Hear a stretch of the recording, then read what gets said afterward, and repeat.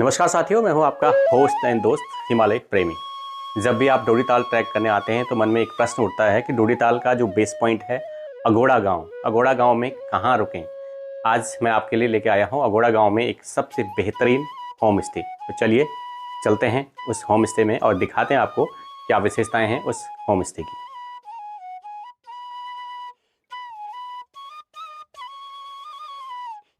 डोडीताल का ट्रैक, जैसे ही सब लोग ट्रैकिंग के बारे में सोचते हैं और डोडीताल आते हैं तो सबसे पहला हमारे मन में ये क्वेश्चन रहता है, यार रुके कहाँ, वेयर टू स्टे।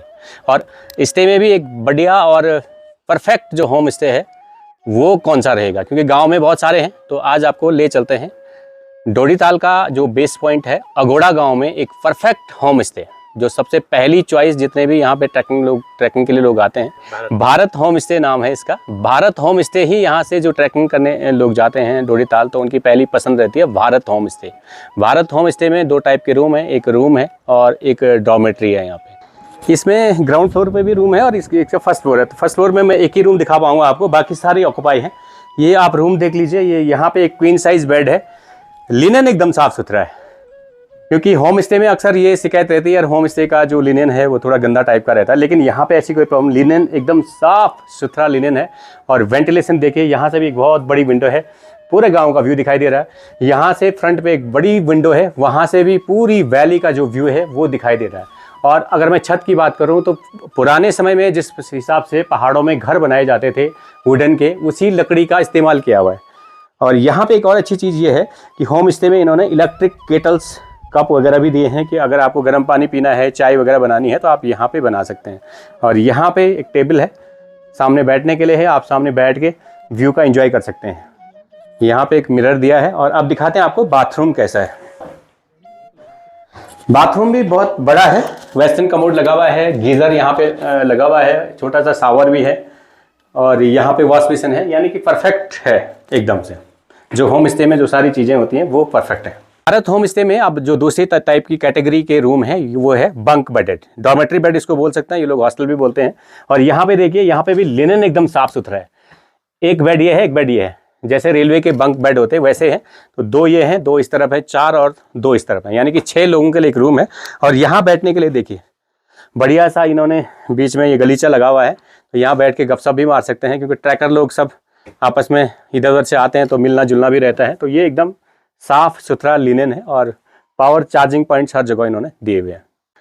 और वैसे भी गांव में जो डोडीताल होम स्टे है यहाँ पे अधिकांश तो जो डोडीताल ट्रैक करने आते हैं वही लोग आते हैं अगोड़ा में। वैसे इसका जो बेस पॉइंट था पहले संगम चट्टी था, अगर आप गूगल में देखेंगे तो बेस अभी भी संगम चट्टी आपको नजर आएगा, लेकिन अब अगोड़ा गाँव तक रोड आ गई है। अगोड़ा में ही जो ट्रैक करने वाले लोग हैं गाड़ी से आते हैं और यहाँ पे होम स्टे ढूंढते हैं।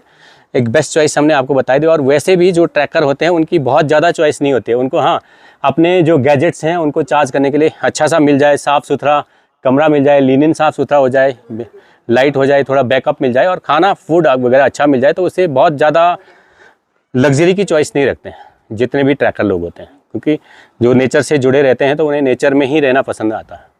जी, मेरा नाम मयंक काद्यान है, मैं हरियाणा से हूँ। मयंक जी, यहाँ पे आप इस होम स्टे में रुके हुए हैं, तो यहाँ की सर्विसेज और रुकने के बारे में थोड़ा अनुभव बताइए कि कैसा रहा आपको। जी, सर्विसेज बहुत बढ़िया है, खाना काफ़ी बढ़िया है, और जो लोकेशन है रात को जैसे लाइट वाइट लगा लेते हैं और इनका खुद का या कैरियोके मशीन भी है, तो उससे काफ़ी बढ़िया वो माहौल जम जाता है यहाँ पे। तो काफ़ी बढ़िया एक्सपीरियंस था। डोडीताल का अनुभव कैसा रहा आपका? अरे डोडीताल का तो जैसे ही डोडीताल पे पहुँचे जो फीलिंग थी ना, एकदम प्योर ब्लिस की, मतलब बहुत, अब वो कहते हैं ना वर्ड्स नहीं मिलते आपको कभी कभी वो एक्सप्लेन करने के लिए, तो वैसा ही अनुभव था मेरा वहाँ पे। Dodital was exceptional. Bharat homestay ही यहाँ से जो ट्रैकिंग करने लोग जाते हैं डोडीताल, तो उनकी पहली पसंद रहती है Bharat home stay. Bharat home stay में दो टाइप के रूम है, एक रूम है और एक डॉर्मेट्री है यहाँ पे। तो यहाँ के जो ऑनर हैं उन्हीं से मिल लेते हैं कि उनके टैरिफ वगैरह क्या हैं, क्या खाना पीना वगैरह क्या वो लोग प्रोवाइड कराते हैं। आइए मुलाकात करते हैं उनसे जो इनके ऑनर हैं। भारत होम स्टे के ऑनर हैं मिस्टर पंवार हैं, राजेश पंवार जी हैं। तो पंवार जी, आपका जो होम स्टे है उसमें कितने रूम हैं, सबसे पहले ये बता दीजिए। सर हमारे पास 6 तो डबल बेडरूम है, 6 डबल बेड है और 2 हॉस्टल हैं।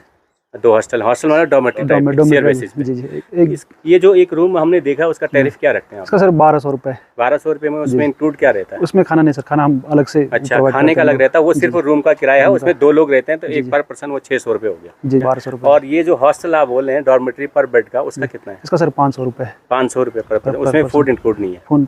फूड सर उसमें भी नहीं था इंक्लूड ना, 1200 अच्छा, फूड इसमें भी 1200 में भी इंक्लूड नहीं है? उसमें सिर्फ हम रूम देते हैं 1200 रुपये में। अच्छा, 1200 में एक दो रूम लोगों है के लिए। और फूड इंक्लूड नहीं है। फूड अगर आपने लेना है तो आपके पास यहाँ पे प्रॉपर किचन है, जी आपकी मैडम भी बनाती है साइड में खाना? जी जी हमारे लोकल फूड। और यहाँ पे यदि आप फूड लेना चाहते हैं तो रूम के अलावा यहाँ पे इनका अपना किचन है और इनकी मैडम खुद खाना बनाती हैं, क्योंकि होम स्टे का असली जो मीनिंग है, असली जो मकसद है वही है कि घर के जैसी फीलिंग आपको आए।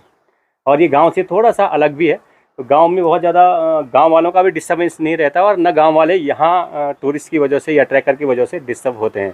तो गांव के बिल्कुल किनारे पे है और नेचर की गोद में, सामने ठीक अभी स्नो कैप्ड माउंटेन्स हैं, नीचे स्टेप फार्मिंग है, एकदम हरी भरी हरियाली खेती दिख रही है और नीचे अस्सी गंगा है। अस्सी गंगा की जो आवाज़ है, मेलोडियस जो सॉन्ग है, वो भी आपको सुनाई देती है और बहुत सारी चिड़ियों की आवाज़ भी है यहाँ पे। तो ये जो होम स्टे है ये नेचर के बेहद करीब होने का एक एहसास दिला जाएगा आपको।